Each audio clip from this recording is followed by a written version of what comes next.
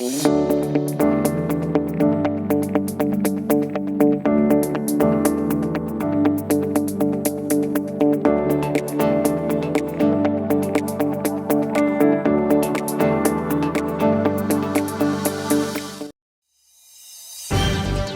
sa bulwagang balitaan ng Boracay Island News Network, ito ang headlines.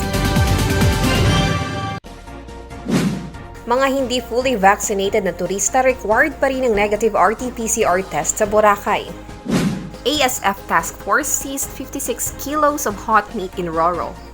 KAMPO ni VP LENI ROBREDO handa sa anumang desisyon ni SARA DUTERTE. 655 na kabataan na bakunahan sa Aklan. Isa pang kolehiyo sa Aklan naghahanda sa face-to-face classes. Paghahanda ng Laserna Integrated School sa face-to-face classes naging makulay. Lifestyle, San Jose Diocese readies to receive Christmas gifts coming from Cardinal Tagle.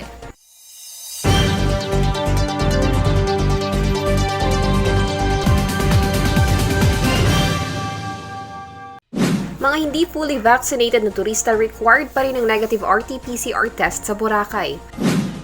Required pa rin ang negative na RT PCR test sa mga turistang papasok ng Boracay na hindi pa fully vaccinated. Ito ang nilalaman sa Executive Order No. 028 na pinirmahan ni Aklan Governor Florencio Miraflores. Inanunsyo kamakailan ni Miraflores na exempted na sa RT PCR test ang mga turistang fully vaccinated na ng COVID-19. Sa nasabing EO, mananatiling ang Aklan Airport ang tanging airport na gagamitin ng mga turistang pupunta ng Boracay. Dahil sa nasabing EO, inaasahan na ang pagdagsapan ng maraming turista sa Boracay, lalo na at nalalapit na ang long weekend bunsod ng holiday break.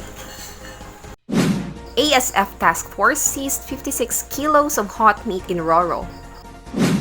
The African Swine Flu Task Force had seized around 56 kilos of hot meat at the Roro port in Barangay Katiklan, Malay, Aklan over the weekend. Dr. Mabel Sinal, Provincial Veterinarian Office Chief, said that the hot meat placed in 2 styro boxes were supposed to be delivered in Bacolod City. It is believed to have come from Metro Manila. The hot meat is composed of pork processed products and pork internal organs. Some of them has Chinese characters in the packaging, she said. Upon confiscation, the hot meat was immediately disposed at the disposal facility of Aklan at Barangay Argao, Malay, Aklan.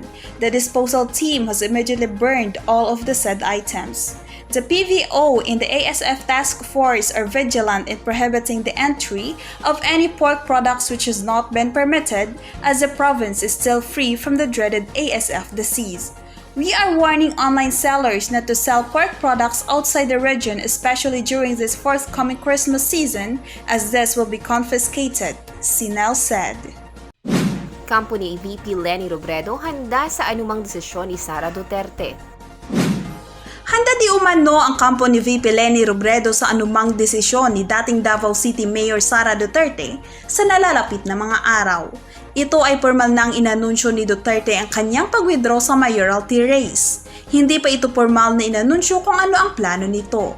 Ayon kay Senatorial Candidate Attorney Alex Lacson, isang senatoriable ni VP LENI, mistulang kinukutya na di umano ng pamilya Duterte ang eleksyon dahil sa mapalihim nitong plano.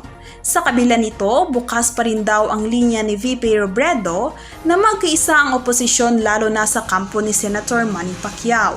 Lumalabas daw kasi ngayon sa mga surveys na ang totoong laban sa presidential candidate sa 2022 na halalan ay sa pagitan ng kampo ni VP LENI at ng pamilya Duterte. We're still hoping for it. No? Well, number one, what they're doing is they seem to be making a mockery of our elections. So, ginahampangan pala nila ang Comelec rules on, especially sa substitution. I think ginahampangan nila ang mga electorate, ang mga botante. Kung madayon man sila, maglagan si SARA for president, I think it will be good also for VP LENI because ang mag-divide sa votes will be SARA and Bongbong Marcos. So it will actually strengthen VP LENI. Aim for a united opposition. So we hope that Senator Pacquiao would still reconsider his run and support VP LENI instead. And we hope also the other presidential candidates would also reconsider and support VP LENI instead. 655 na kabataan na bakunahan sa Aklan. Umabot na sa 655 ang mga nabakunahang pediatric population na may edad 12 to 17 years old at may comorbidities sa probinsya ng Aklan. Nagsimula ang pagbabakuna sa mga kabataan noong Biyernes, November 2, 2021. Isinagawa ang pagbabakuna sa kanila sa outpatient department ng Dr. Rafael S. Tumbukan Memorial Hospital. Ayon sa Provincial Health Office o PHO Aklan, suportado ng maraming kabataan sa Aklan ang pagbabakuna laban sa COVID-19. Wala namang umanong na-record na may mga naramdamang hindi maganda matapos ang pagbabakuna sa mga ito. Nabatid na Pfizer lang at Moderna ang bakuna na pwede sa mga pediatric population. Sa kasalukuyan, isinagawa ang pagbabakuna sa mga kabataan sa ABL Sports Complex. Isa pang kolehiyo sa Aklan naghahanda sa face-to-face classes. Isa na namang kolehiyo sa lalawigan ng Aklan ang naghahanda para sa limitadong face-to-face classes.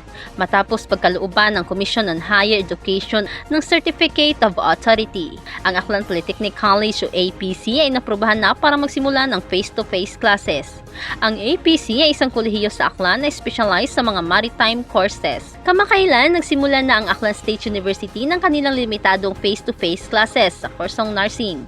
Matapos na mabigyan na rin ng Certificate of Authority, umaasa pa rin ang ASU na ma-extend pa ang mga kursong papayagan ng SHED sa kanilang universidad para sa pagsasagawan ng face-to-face classes 4. Paghahanda ng Laserna Integrated School sa face-to-face classes naging makulay.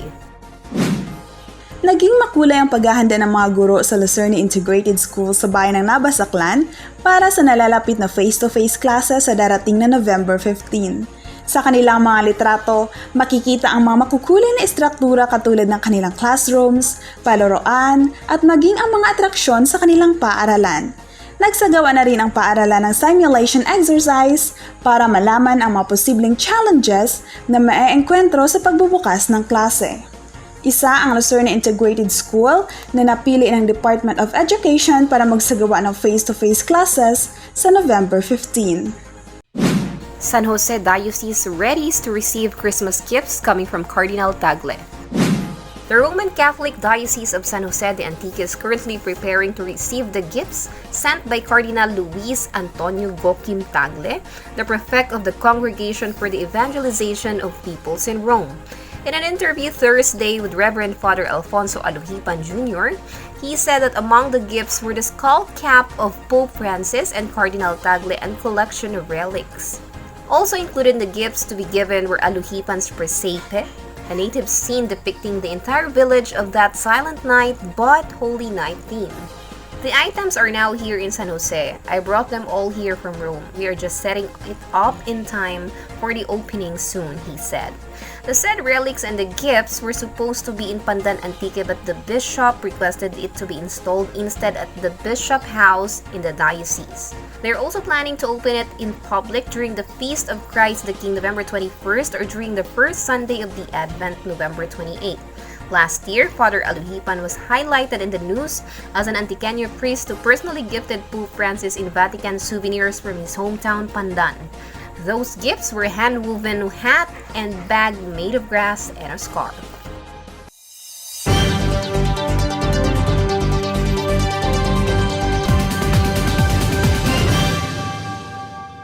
At yan po ang aming nakalap na impormasyon sa isla ng Boracay at buong lalawigan ng Aklan. Ako po si Carla Doromal. At ito rin po si Rizal Fernandez ang iyong naging guest anchor for this week episode. Sana po ay nagustuhan ninyo ang aming pagtatanghal ngayong ika-34 na episode na ito. At binabati ko po ang aking mabait at masipag na tatay na si dating konselor ng Kalibo, Ariel Fernandez.